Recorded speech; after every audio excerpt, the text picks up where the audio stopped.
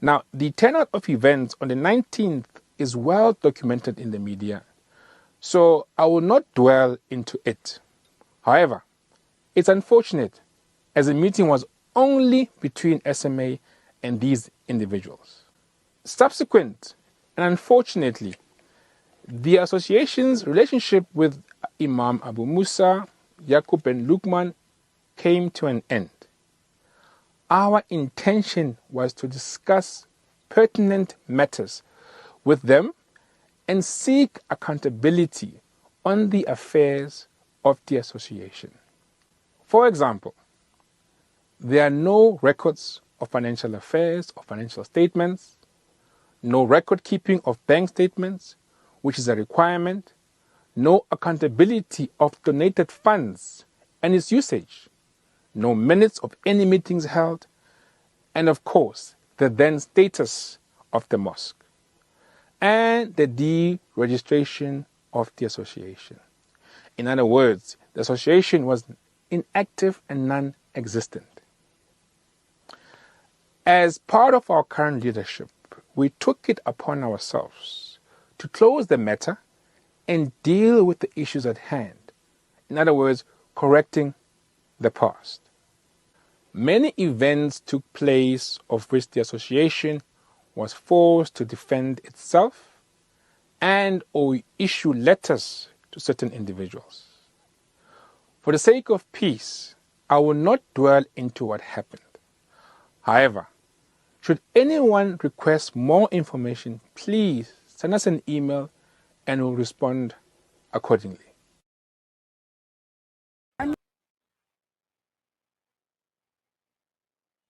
I mean, it's disheartening because there are, whether they are new Muslims or non-Muslims, we're not sure. But there are women, you see how I'm dressed. There are women that are coming in the masjid that have very high slates, inappropriate dress code. There are laws on how to enter as you're a woman inside. There are angels that we pray with that, hide when we are dressed a certain way. There are men. I had an incident 2 weeks ago where a man was touching me inside the masjid.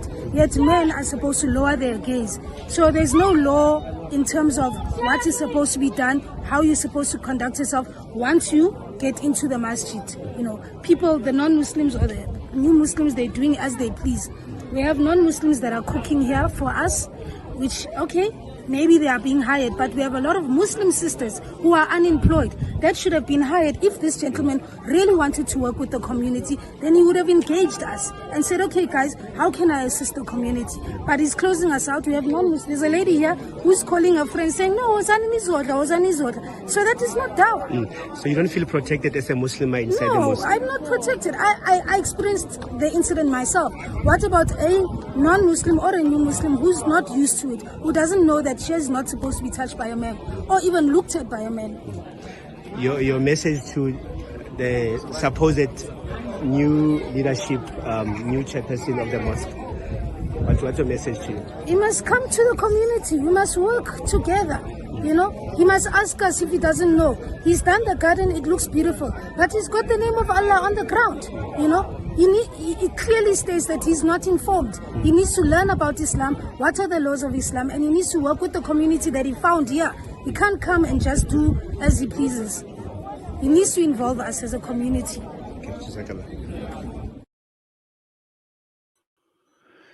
Well, those two video clips that we had actually played out, and this is what we are discussing this morning, getting you an update from the Soweto Mosque Association debacle. And we're going across now to be joined by my brother Thaabit Maisela from the Soweto Muslim Shura. Brother Thaabit, Assalamu alaikum wa rahmatullahi wa barakatuh. Juma Mubarak to you and welcome. Wa alaikum salam wa rahmatullahi wa barakatuh. Juma Mubarak to you and the listeners. Well, you've seen those two video clips that we had actually played out just before we came live on air. Just your thoughts in terms of what your observations and what these videos are telling us.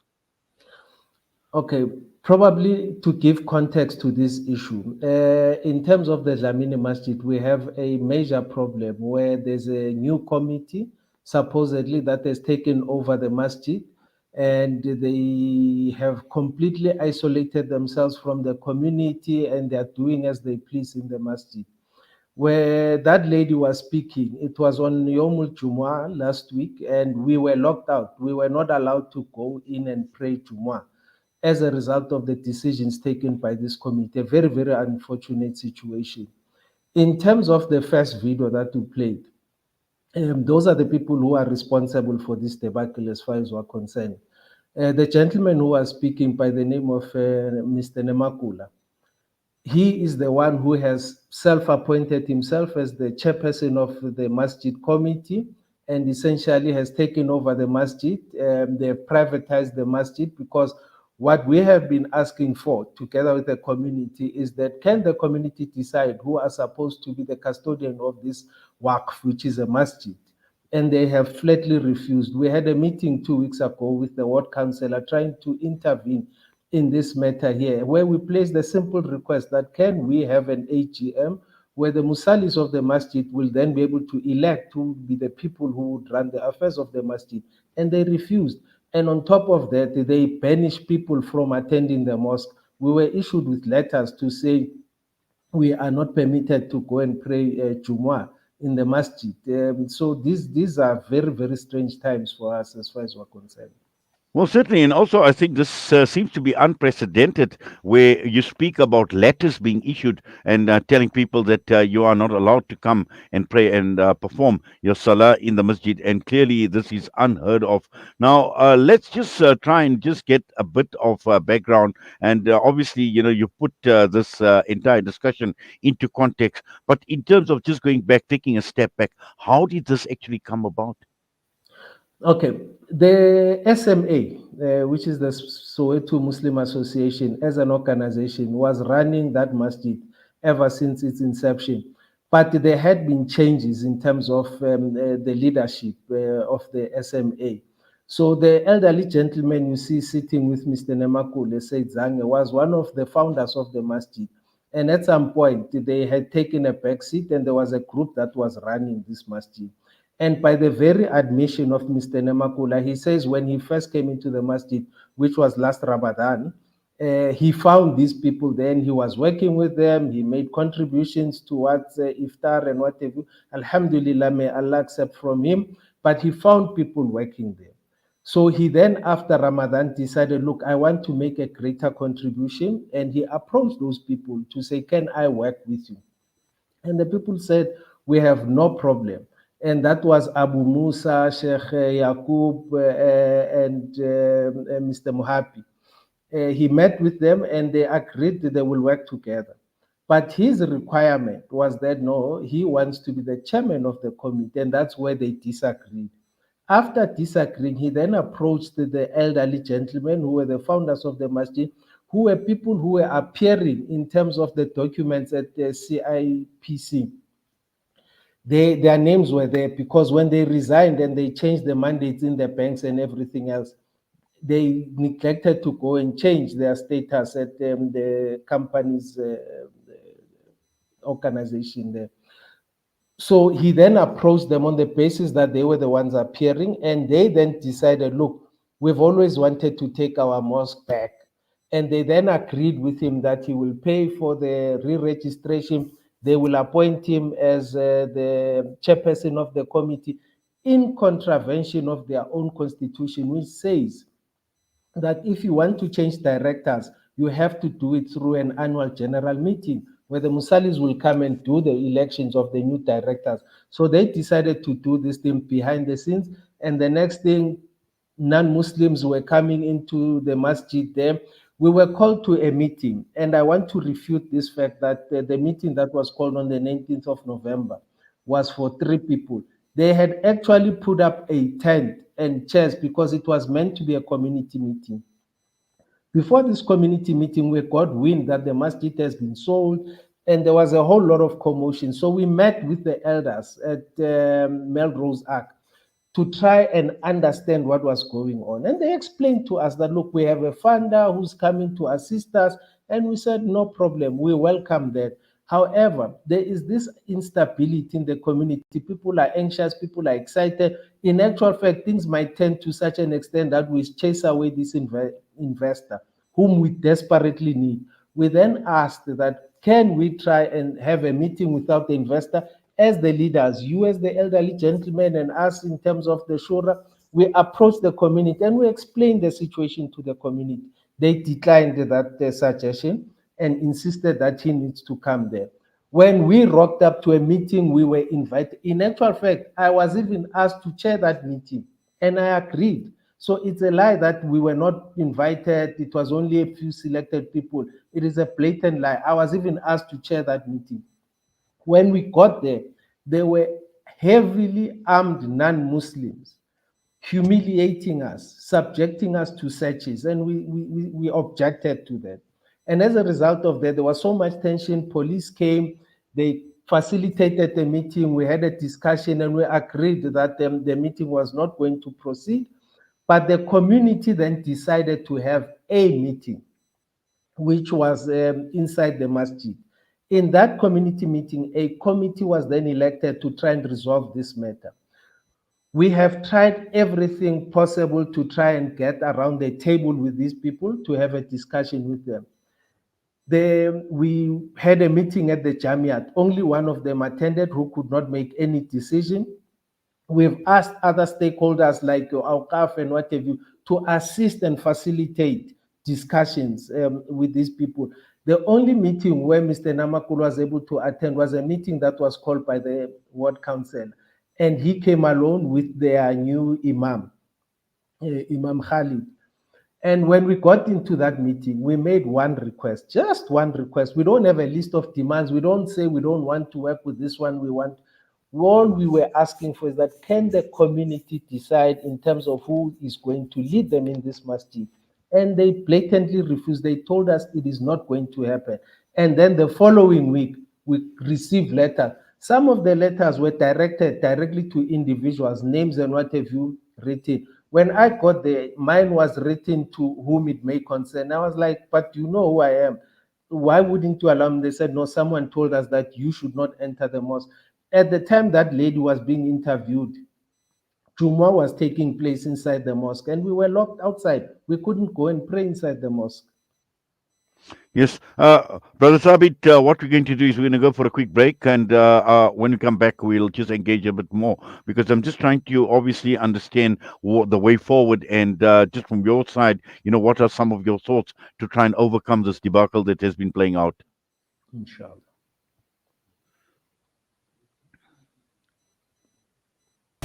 This is Salam Media.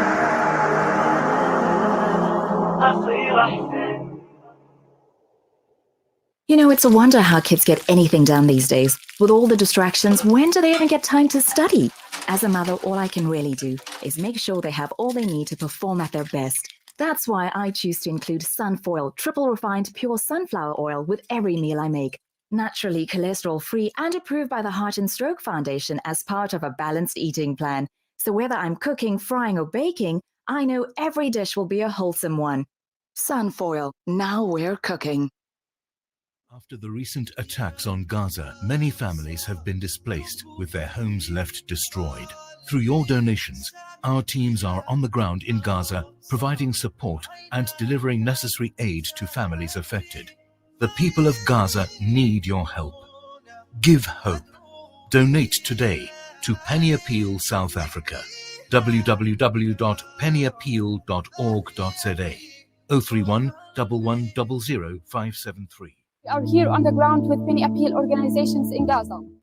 Discover the Africa of your dreams and surround yourself with her spectacular beauty. Relax beneath her serene sunsets and explore wildlife at its natural best. It's where the pride of Africa comes together. The Kwantu Private Game Reserve. Get to know the Big Five or cruise on an elephant safari game drive. Interact with lion and tiger cubs and enjoy world-class halal cuisine while we pamper you during your 5-star stay. Indulge in the true African experience. For reservations, call now on 042-203-1400 or visit kwantu.co.za. The Kwantu Private Game Reserve, the place of gathering. With so many investment options today, it's only natural that you might feel a little confused which route to take. Should I buy shares or should I invest in gold bullion? Randery Jewelers now brings you the Zahab coin, an alternative to the Kruger Rand. The Zahab coin, a solid wealth protector in its purest form of 24-karat gold, is the safest way to protect your wealth. So don't just sit there and watch your paper money depreciate. Change to gold. Call Randery Jewelers now at 031 202 4701 or visit www.rjcoin.co.za, situated at 151 Essenwood Road, Musgrave, Durban. Randery Jewelers, the family name you can trust. Rejuvenating media day by day. This is Salam Media.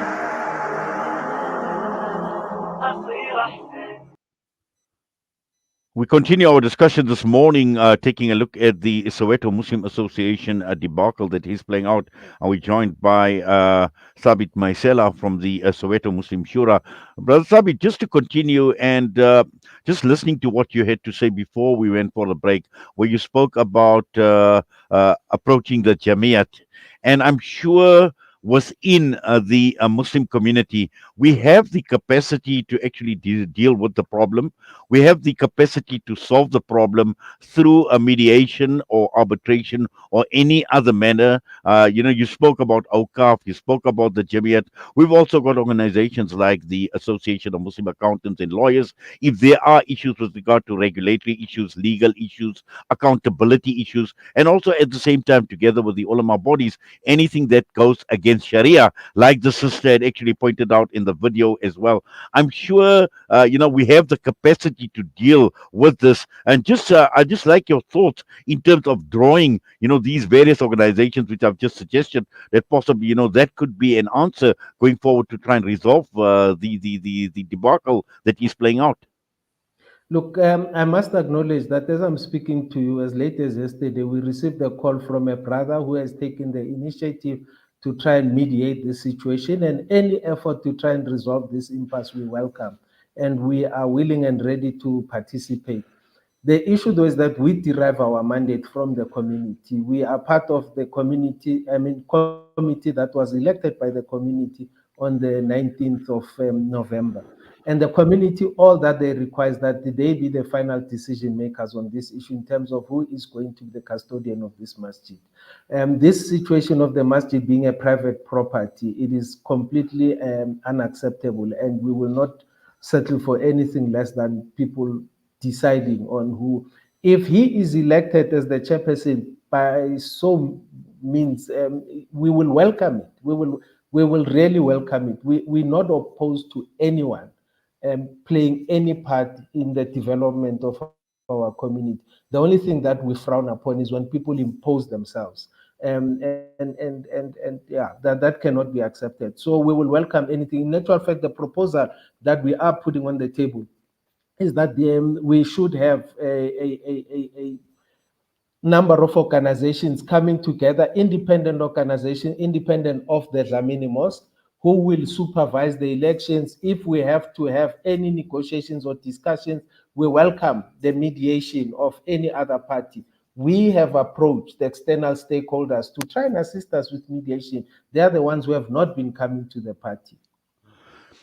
Is the custodianship of the mosque the most critical issue? And I noticed you mentioned Waqf, and obviously, when we talk of Waqf and looking at it from an Islamic point of view, and I think this is where I've seen that possibly Awqaf South Africa, who have got a huge experience when it comes to Waqf and the property, and in terms of just legally, in terms of how the custodianship of the mosque should actually look. We know that there are many organizations that have formed trusts as well. So you've got trustees that oversee the trust. Now, these are possibly, some of the solutions that could resolve this whole question of custodianship as well.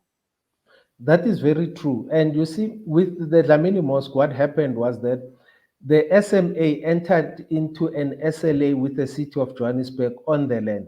And once they got the SLA, the masjid was then built. So in terms of the company documents, at the company documents at the register of companies, You had directors who were in that document. Now, what they are doing now is they are saying the people who appear on that document in terms of the register of companies, they are the rightful custodians of the masjid. And we're saying no, they do that on behalf of members of the SMA, because even their constitution does talk of members in good standing. So you can't say 5 people at the mosque.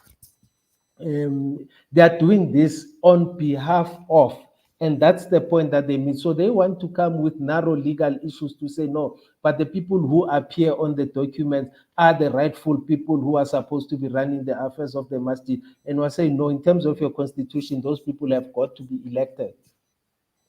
Well, definitely. And also, just looking at where the situation stands right now, are you still banned from the mosque? And I suppose a number of individuals. And also, at the same time, just looking at the community in terms of the day to day attendance at the mosque, how has this affected or impacted on the community? Look, we know of a number of people who are saying they no longer go there, they would not pray behind their imam, who has also been very controversial in this whole affair. But we have been mobilizing people to go, particularly on Yom Jumu'ah, to go and fill up the mosque. So today, I will also personally be going there, and we will see what happens when we get there today, inshallah.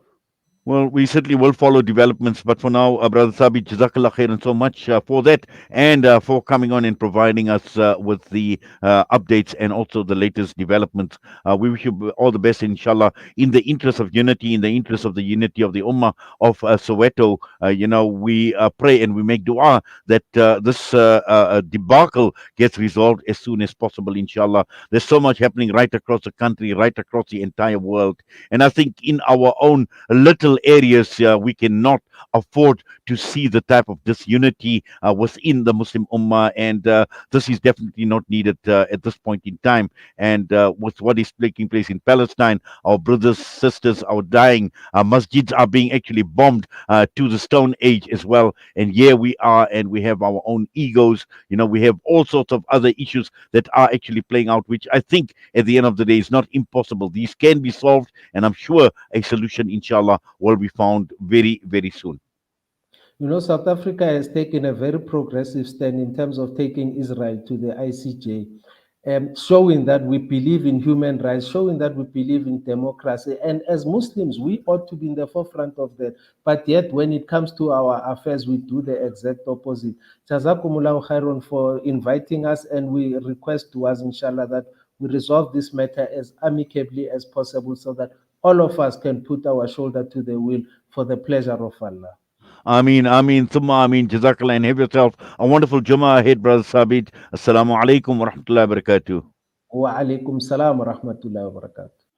Thaabit Maisela from the Soweto Muslim Shura was us this morning, and with that, we're going to go for a break. We come back. We will be focusing on Namibia, the condemnation of Germany's decision to support apartheid Israel at the ICJ.